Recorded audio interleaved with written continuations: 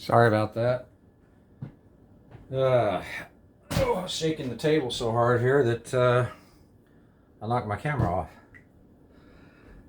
All natural, baby. No script here, no rehearsing, just like life. Because I do not believe in rehearsing anything. It's all natural, baby.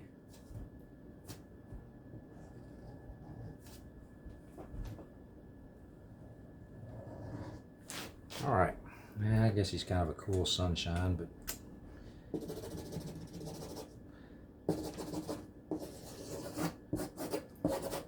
just do this.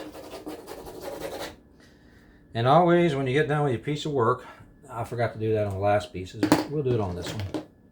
Sign your name. Now, this is actually how I sign my name when I sign my legal, whatever. When I was young, I used to sign it Mike Hartman.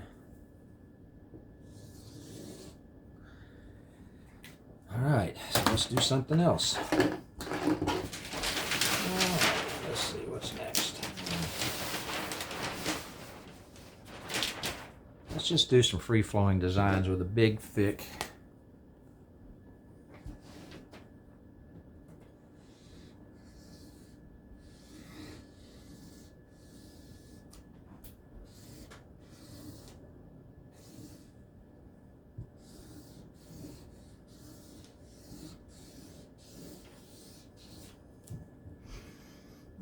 do this here.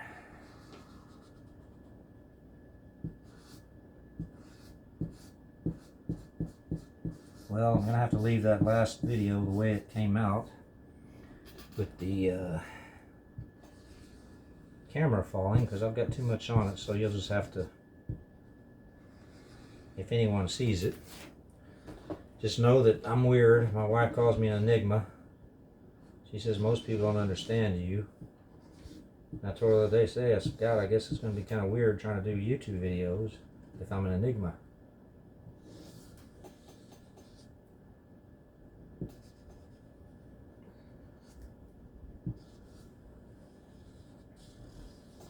So, ignore what I say, just watch the art, the whatever, mess.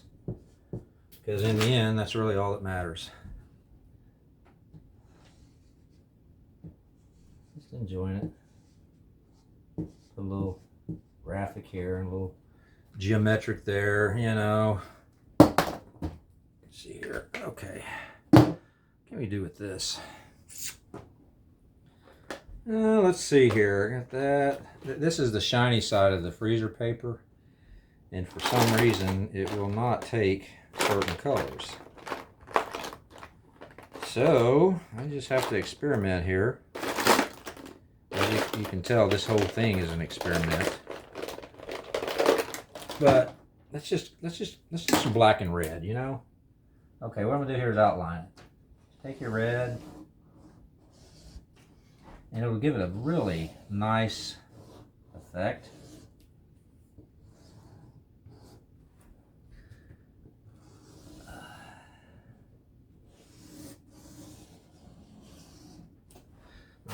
My arm wants to shake.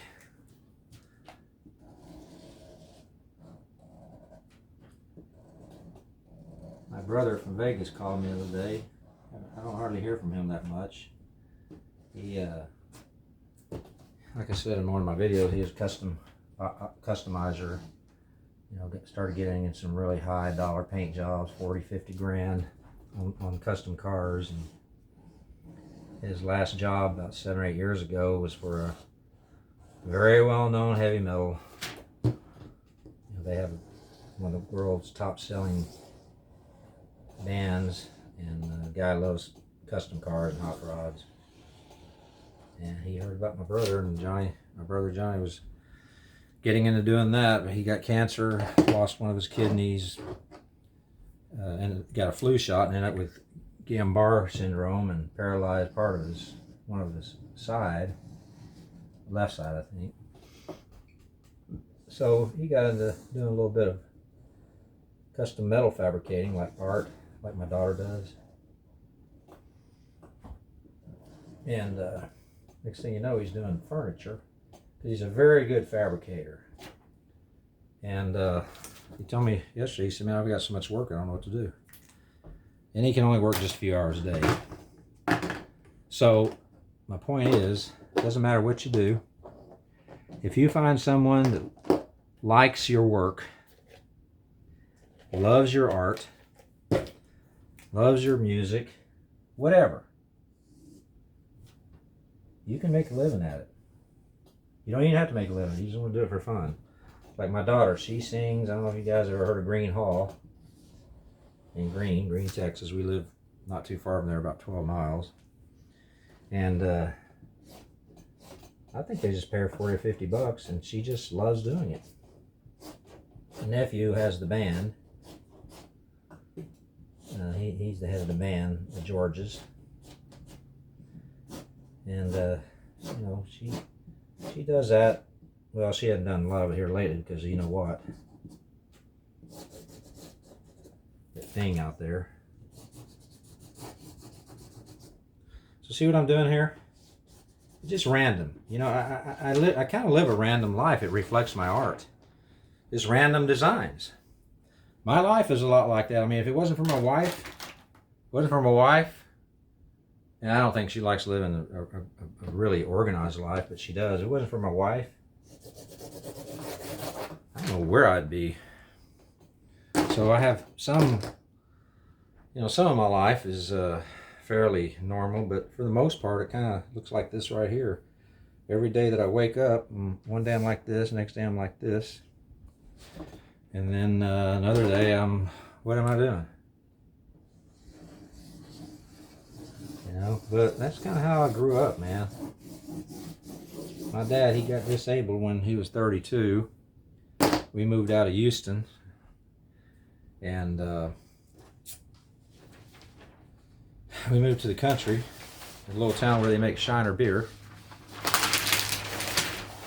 And we didn't do anything, but he just bought and sold cars with the little settlement that he got. And figured out a way to feed us kids, which wasn't that easy. Let's see here. I'll tell you what I'm going to do. Hold on. Stay where you're at. I'm going to show you one of the random things I do. Now, I don't have a yardstick. It's out in my car. We're going to do this here. We're going to draw a little straight line here. And what we'll do is we'll build off that. This is a broom. Use anything. We're going to build off this. Now watch.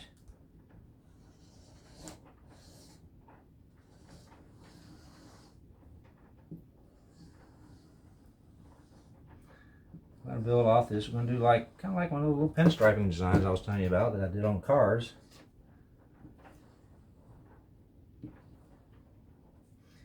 And what this is just a little design.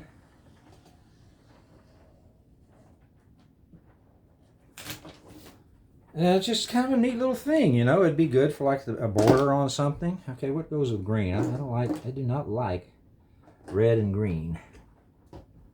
Okay, got the purple here. So here's what we'll do. We will